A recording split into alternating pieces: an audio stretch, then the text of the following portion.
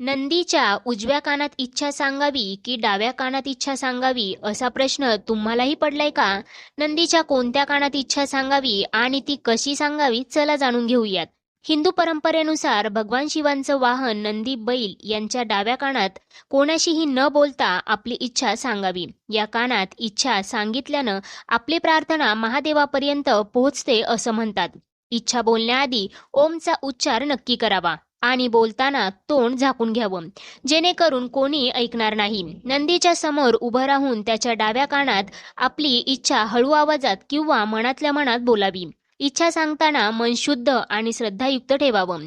सामान्यतः ओम किंवा ओम नमः शिवाय या मंत्राचा जप करून किंवा भगवान शिवाची प्रार्थना करूनच ही इच्छा व्यक्त केली जाते. ही प्रथा स्थानिक मंदिरात परंपरांवर अवलंबून असू शकते.